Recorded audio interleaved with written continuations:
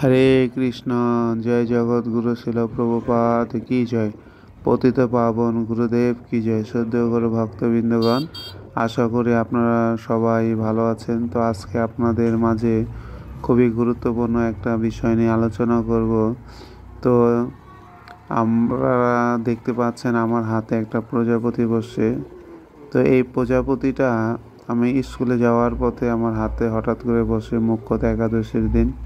তো প্রচণ্ড বাতাস ছিল।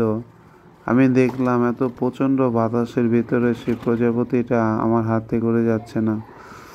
তখন আমি এটা ক্যামেরা বন্দি করলাম। তো এখান থেকে আমি একটা শিক্ষা পেতে পারি যে প্রচণ্ড বাতাস এর যে মধ্যেও সে তার লক্ষ্যবস্তু তিনি হাতে বসেছিলেন। তার উদ্দেশ্য হচ্ছে সে আমার হাতে বসবে। তো এখান থেকে আমি শিক্ষা নিতে পারলাম যে আমাদের সংসার জীবনেও যারা আমরা এই জগতে আসি, যেটাকে শাস্ত্রে দুঃখালয় সংসার দাবানলের সাথে তুলনা করেছেন। তো এই জগৎ সংসারেও আমাদের সফলতা পেতে হলে আমাদের অনেক যুদ্ধ করতে হয়, অনেক সময় আমাদের পার করতে হয়। তো বাধা আসবেই।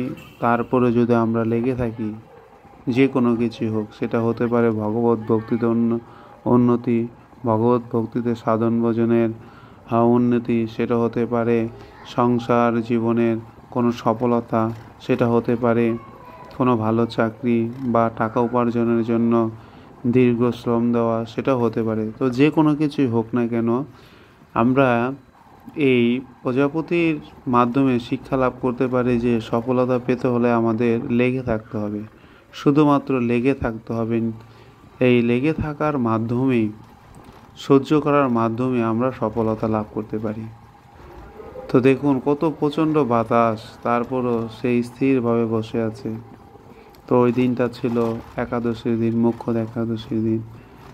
তো হয়তোবা আমি অধম পারি নাই কোনো মানুষকে একটা গীতার শ্লোক শোনাতে, কিন্তু আমি পেরেছিলাম সেদিন একটা প্রজাপতিকে গীতার শ্লোক শোনানোর জন্য।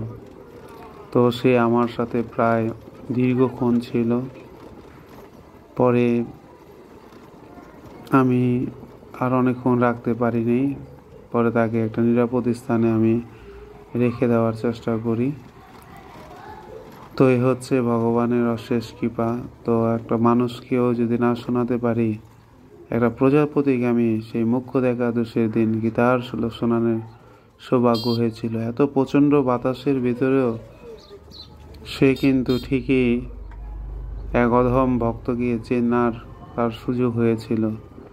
তো ভক্তের কাজ হচ্ছে অপরের মঙ্গল সাধন করা, সে যেই হোক না কেন।